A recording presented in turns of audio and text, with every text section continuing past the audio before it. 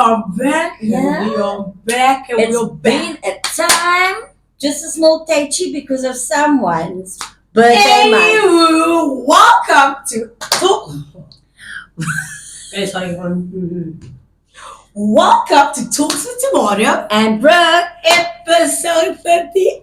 yes, guys. I thought we fell off and I wanted the consistency. But listen, this one fell off the wagon, It took I'm off off the plane. Yeah, she It's fell off the big. earth.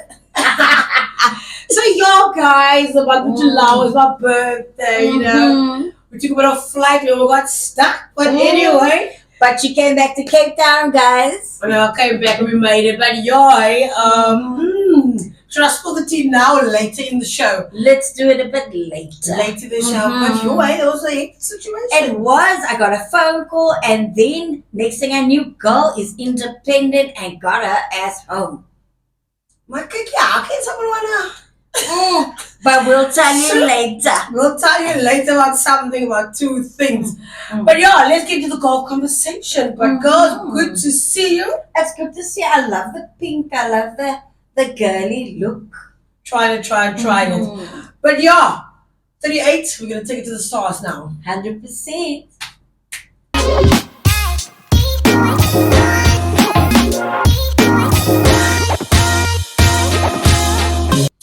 So today, guys, we've got Mark, all the way from Johannesburg, a professional golf player. What do you know about golf, girl? Well, you know, the little that I know is I drink, drive carts, and basically watch people hit balls that I cannot hit. So. All right. So yes, we got Mark, guys, with us here today. Streaming live for the first time actually doing this kind of thing. Should have been in Johannesburg, but anyway, that's a story for another day. But yeah, this is Mark, guys. He's been playing playing golf since the age of 4.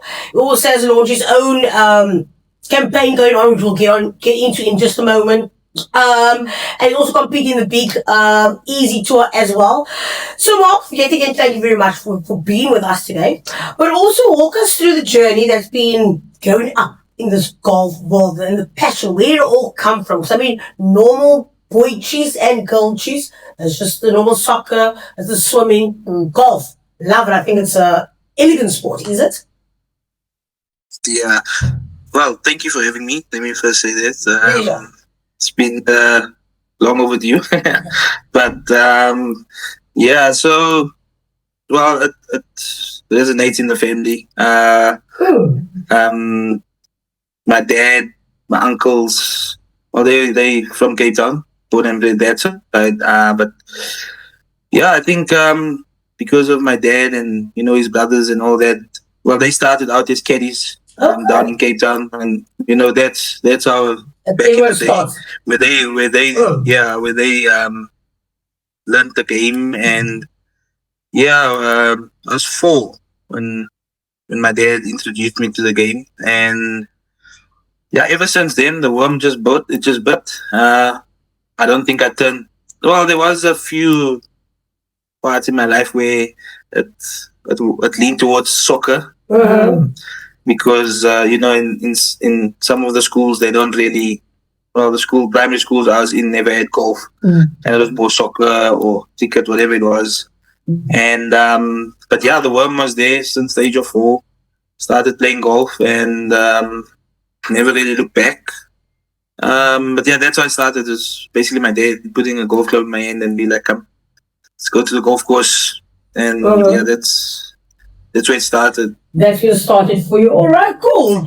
Right, so let's dive into the good stuff, right? So we got a mix of questions for you to keep it exciting and educational for our listeners.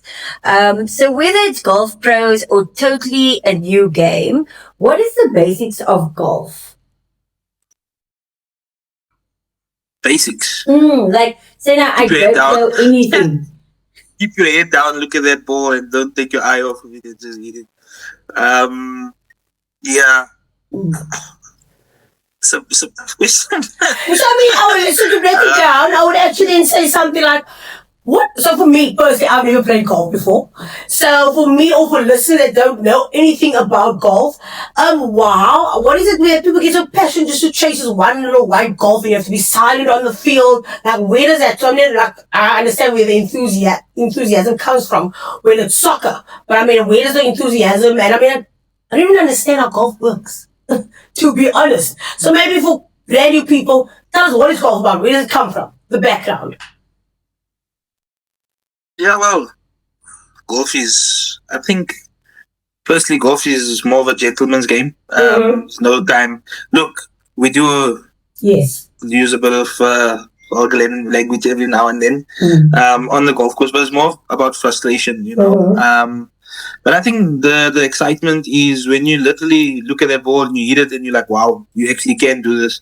You know, keep your head down, bend your knees, hit that thing down the middle of the fairway and you're like, okay, this looks, you know, it looks exciting. Make your first birdie or your first par or you break 100 and the guys are like, listen, I'm back, you know, so I'll come back tomorrow or next week, come with the guys. I think for most of the time, most of the guys is like, get a break from their girlfriends or for the women, get away from their boyfriends or whatever it is. But, you know, but yeah, it's more having fun, time with friends or family. A lot of people take it. It's also a good, networking form in terms of work. Of course. You know, a lot of new people use it for networking purposes as well. So it's not a sport where it's a team effort or anything like that. Yes. It's yourself and the ball, and I think that's what makes it more intimate. You know, you go home, and after you go home, it's you're either gonna throw the clubs away, or you're gonna go back. 9 out of 10 times, you're gonna go back. You know, because you wanna perfect it. Yeah. So, Okay, cool. yeah, so it's what, from the little I know, it's like 18 holes, but sometimes you don't have to play the full, you can play like 9 or something, or, right? And then why do people just hit from a stand or something? You know, what do you call that? From a T-box. From a tee box. A T-box. So is that the only 3 forms of golf, or are there different forms of golf? Oh, well, the T-box is basically just like a starting point. Same like athletics, 100-meter sprint or whatever, from one end to the next, and that's where you finish. So you start from the T-box, you finish on the green. And the aim is to hit that ball into that hole as less shots, so the least shots as possible. And that's where your birdies and your pars and your eagles and your bogeys come from, you know. So just depending on how long or how far the hole is, the less shots you take to get there, the better the score is. Mark, you're on the Big Easy Tour experience, right? Which sounds super cool. What's it like competing with some of the best players out there, and how has the professional coaching and training you're getting now changed your game? Look, playing on the Big Easy, it's been really a test in character, in your mindset. Like I just said earlier, you know, started playing tournament again today, and you know, you have a lot of hurdles that come, but it's a matter of how I need to go back tomorrow. So how do I overcome what happened today? You know, so it's been good. It's been a good test of character on and off the golf course. Competing with those guys also, it just shows it just shows that you can compete with the best there out there. Don't need to undermine yourself or just think that you can't do it, but you can. And playing there just basically showed me that you are good enough. You know, you're gonna have bad days, you're gonna have good days, and sometimes the good days overshadows the bad days most of the time. But there's more more downs than ups in this game. We're just speaking today, like myself and my caddy as well. We're like, you know, we just need that one breakthrough. So when we get that one breakthrough, maybe a lot of things will change. A lot of things in the mindset will change. Just more confidence will come out. So yeah, being out there has been great. Like I said, it's great, but it's tough as well because you're not just competing for yourself. You're there competing for your family, you're competing for your sponsors, everyone else that's looking out there. Like I said, there's a lot of evil eyes as well.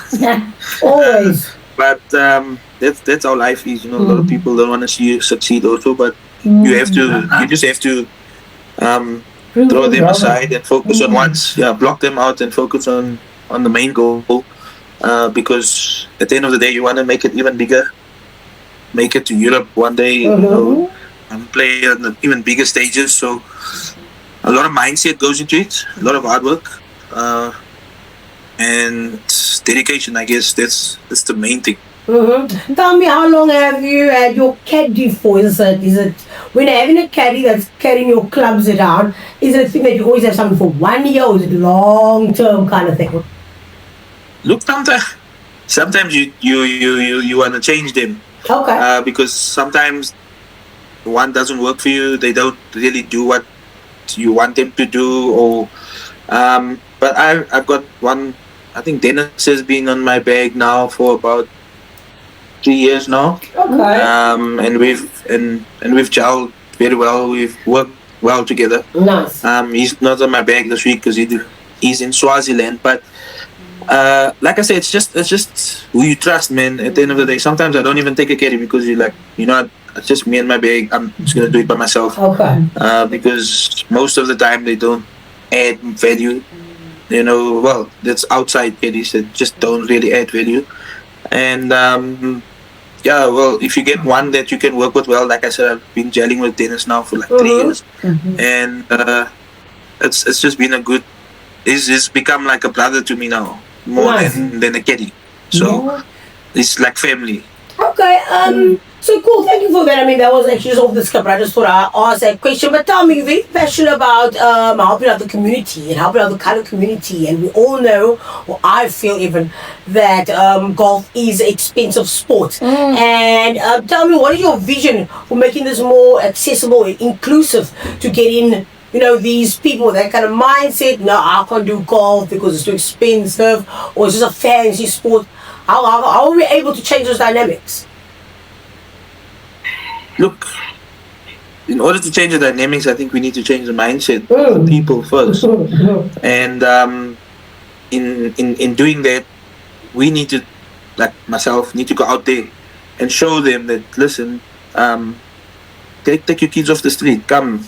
Even if it means like going to one of a stadium or a soccer field or whatever, and just eating balls and showing the kids, listen, come eat balls, and if you have 5 and the one worm bites for one student or whatever it is, then you've done your job. You understand what I'm saying? Because that boy or that girl, for that matter, can make it big one day. But it's just a matter of changing the mindset and telling them, listen, that you can do this regardless of your background, regardless of where you come from, what you're doing, or if you don't have anything, there's always means and ways to become successful. So in the colored communities, like I say, it's not going to be easy. It's never going to be easy because there's a lot of stigma behind a lot of things. And but like I say, it's going to take myself or whoever else that wants to chip in and be like, listen, let's try something, let's do it. Let's get the boys and girls to a field or whatever and just hit balls. Let's see what I promise you'll find a lot of talent there thinking I can't hold a stick or whatever, or golf club, and then boom, you hit this ball, and then so it's a matter of just getting them getting them out there, getting the word out there, and making them understand that it's not just for the wealthy people. If you work yourself up there, all is possible. You'll get it going. Definitely. Yeah, so let's talk about your annual golf day. I mean, that's something I love. I mean, besides the food and the drinking, the wiggles, it's quite fun watching everyone play, right? So your annual golf day is on September the 19th this year at South Downs CC. Sounds like a blast, eh? So what can people expect if they join, and why should they come out to support you? Look, my golf day usually is in March, but because I of saw that, because of a lot of I don't know, golf days at the club, and just a lot of things happening. We had to look at a different date, Okay. and so that's why it's been moved to the 19th. But a lot of things they can look out to is just coming, having fun, enjoying themselves. It's gonna be a blast this year because on my birthday as well. So, so we You can fly up again. Get another trip up downtown. Yeah. There we go. Okay. So Birthday vibes as well. exactly. So it's gonna be a big day. Okay. And the golf days it's just in aid of getting sufficient funds in the bank for tournaments and paying for the necessary things. I mean, like I said, golf is not easy, but again, in saying that, that's how you can help. Or let's say if you want to take up the sport, it's things like that you can do.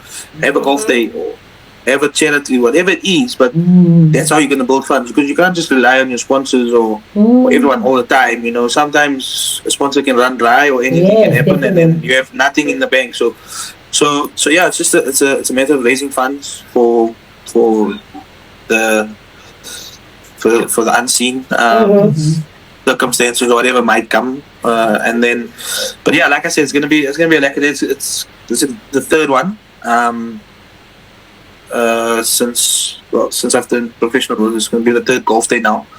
But yeah, it's always been a blast. But I think this year is going to be bigger and better.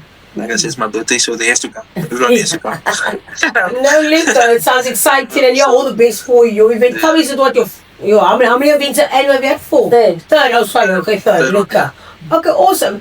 So tell me, also with this golf sports, also seems very it has to be like super mental here. Like, I mean, it takes a lot of strain from your mind, your focusedness, and I do see you do a lot of training as well, psychology training for golf. I never thought that would even be a thing. But I guess, okay, in any other sport, you also have to have some psychology training. So tell me, is any tips or any tips for people out there that they could use in their own life, or just walk us through the process of psychology sports training for golf? Like, wow, that's quite interesting. Yeah, look, I think that's one of the main things. Okay. It's like today. My sponsor, which is my CEO as well, at the company I work for as well. So I don't just play golf full time. Yes, I play golf full time, and I work still at the same time. So when I'm not playing, then I'm working. So grateful to Poly Roads for having me, on the team, and lovely that giving that opportunity, and I'm punting them now, quickly, but like I said earlier, it's just that mental block. I mean, I was playing well the whole day today, and then I had one bad hole, and all of a sudden I just get on this wrong train, and everything just goes different direction, and I get asked the question, what do you think went wrong? And I can't answer that question because I don't know. So I must say, if you get psychology or have a psychologist that works with you from the day you pick up that golf club or from the time you go through, it just makes a massive difference, because they teach you how to block things out, how to not think about things that you shouldn't think about, and if you had a bad hole, just block it out and think of something else. But they give you a lot of meditation that goes through those type of stuff. So you do meditation, you do a lot of things. So reading golf books or whatever it is that, but I think it all goes also around motivation. Who will motivate you? Who's your favorite player? Who do you look up to? Like I grew up looking up to Tiger Woods all my life. Wow. But now there's so much good players that's come through the channels now that you don't even know who to look at anymore. So you grasp a lot of things. But psychology plays a very big role. And I think in all sports it should play a big role, because if your mindset's not right, then nothing's gonna basically work. Exactly.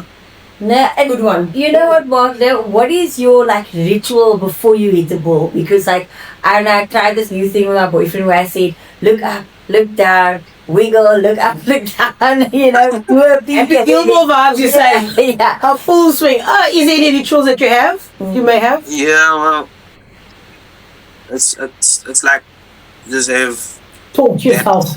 Get in tune. yeah. It's just like a into your mind. Mm-hmm. I usually drink some water before I do anything. So Yeah. I'll drink before I eat any shot. I'll drink some water. Just I think that's just helps as well, just to calm me a bit down. Mm-hmm. So I have some water, and then it's just a deep breath, and then then whoever made me angry during the week, and I look at that ball and I see that person's face, and I'm just That is If it gets the job done, then let it be that way. yeah. Okay. Yeah, so balancing, you said, your work, personal life, it can be no joke, right? It must be quite difficult. So how do you juggle it all, and what's a typical week like for you with training tournaments and staying fit? So a typical week, I'll give you a non-tournament week would be getting to work at 7:30, and then working the entire day, depending if I have to be on site or not, or doing whatever. And then from 2:30 up until like 5, beating balls, and then coming home, spending time with my son, the fiance, and then sleep, and then the same thing the whole day, every other day. So you repeat that same thing until like Thursday, and then Fridays we usually play golf. The guys at work usually play golf if all work is done. Then on Saturday, family. Sunday, church. Monday, repeat again. But if it's a tournament week, tournament will start like today.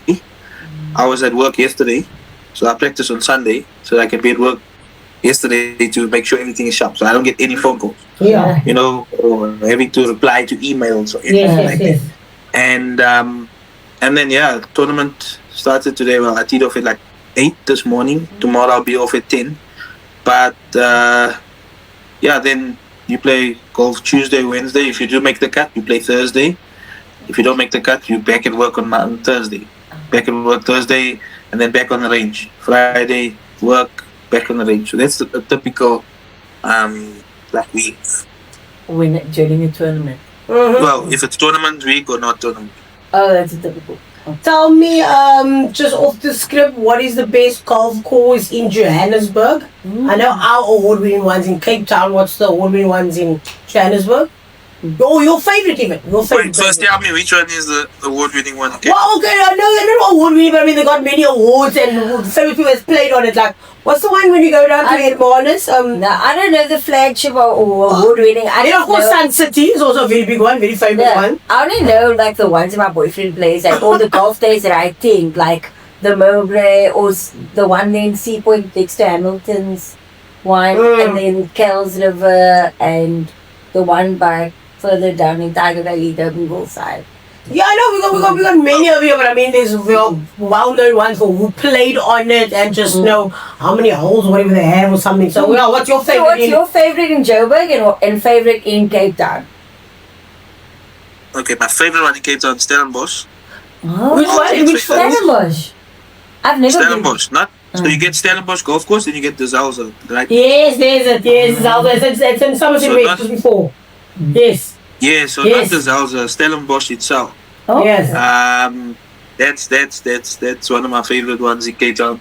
But I think it's because we've always played there whenever we Okay. we would be in Cape Town every end of the year and we'd be there, but then just play Stellenbosch all the time. And then to love that place and that golf course. And then in Joburg would be Gary Player. I don't think there's any other course that the one at Sun City, Gary Player Country Club, which is I think it's a phenomenal golf course, and the layout is great. It's tough. Now there you'll see if your mindset's right or not. if the blade is sticking, so Cape Town would be Stellenbosch, and then down here would be Gary Plain. Yeah. Okay, cool. So tell me also, you got some awesome moments. You won many of the Southdown Scratch League multiple times. Tell me, what is ahead? The next, what's your proudest moment, number one, and what do you have planned for the next few years? Like, what's your next dream? What's your next tick off bucket list? Yeah, that's a bit Proudest moment. Let's start there. Proudest moment would probably have been my first hole-in-one, 2022. Okay. It took me so long to get one. It was the night my first one, 2022, and then I think it was, what was it? 6th of June? Mm-hmm. No, July. I think it was about 3 weeks ago when I had my second one. Same hole, same golf club. I had the same almost attire on, but the first one I had shorts on. This time I had longs on, but it's exactly the same color, navy, white cap, white shoes. Hello, I'm like, okay. I think this whole, it's like something's not right. It was like meant to be, but yeah, I think that was one of the highlights so far. Was getting that first one, and then the second one just came. I didn't want it, but yeah.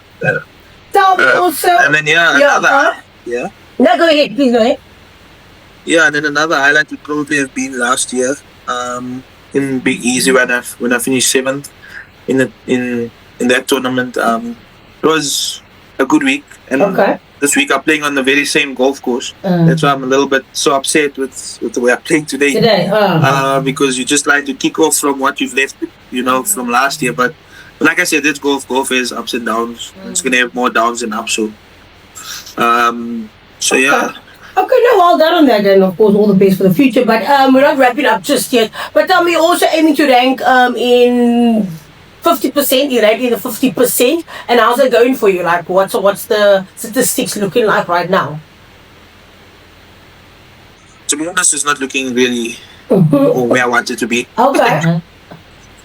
Because we just came back now after a 7-week break. Okay. Golf, so we're also trying to get back in the swing of things. There's a couple of tournaments coming up this week, next week again. So just trying to get back into the swing of things, and hopefully, like I said, you just need that one good round to give you that boost again. Yeah. And then get everything going. So once that boost comes, then I think we're good to go, and it just the engine just starts going by itself. Yeah, and let's lighten up the mood, right? So, if you had to play golf, right, with any golfer, whether they're dead or alive, who would it be and why? Well, Tiger Woods has to be there. Oh, no, he has to be there. Then, well, dead or alive? Well, Tiger Woods would be rank top of all of them. I don't think even with everyone else that's here now, I still rate him as one of the best. And I mean, like as an African golfer, African American golfer, a lot of us look up to him. Like if he can do it, I can do it. 100%. So I've seen him once, but it's from a distance. But if I had to play golf, choose to play with someone, would be and with golf, if I had to start and I've never played golf before, what would be the one thing that would surprise me playing golf? What would be something that you think would surprise me, like if I had to play golf for the first time? Maybe something that you would like, or something like, oh, this is how it actually works. This is actually, maybe I don't know, it could be the female attire, even though it is a gentleman's sport. I don't know. Is that what you meant by it? Like anything, because I still haven't played golf yet. I've only your bride's caddy kind of thing right now. Yeah, I'm literally just saying, oh, I see a ridge here, so you have to. I just fake it till I look it. I think what would excite you is a beginner. I think a lot of beginners would be like making that first birdie, or whether you're making that first hole in one. I mean, it took me, like I said, from the age of 4. I got to 2022. How old was I? I don't give it. But it took me close to about 20 years to get my first one. It's bad, man. You know, so and then you get other people. It's like I've had 5 already. I had 6. I'm like, guys, you don't have to shout. You don't have to now be like that. But I would say most probably your first par, your first birdie as a beginner, and then you'd be, I'm coming back tomorrow. I think I've seen many guys finish a bad round of golf, and then they make a birdie or par on the last hole, and I'm like, I'm coming back tomorrow. I'm coming back next week. I think that's what motivates guys to come back. It's just, you know, having that 1, 2 good holes, 1, 2, 3 good holes, and that worm bites, and you're just back again next week. 100%. So for starters, I should just start playing. I mean, we know how to play putt, and there was nothing in comparison at all. But I mean, that's where the love for it can start, maybe. Like for, I don't know if I had to. Most definitely getting that hole in one here on the putt. Or, I must say, you know, even like when you go on holidays and then you see that this. I mean, I play golf almost like every day, and then you see this putt there, and you still want to go and play it. Okay. It never gets old. Like it never gets old. You still want to be there, you know. So yeah, playing putt or I would just say just go into the driving range, ask them there for a golf club, and just start swinging. I promise you, when the worm bites, it's like you know. I think the biggest problem is like just lifting your head because I want to see the ball, man. You know, don't you think so? You hit that ground under yourself out there. But yeah, No, definitely. but yeah, just pick up that golf club, swing it. I promise you, when the worm bites, and it bites very quickly. I think golf is worse than drugs. It's actually worse than drugs. Yeah, it's very bad. Alright, well, Mark, that is all from us today. Thank you so much for your inspiration, your knowledge.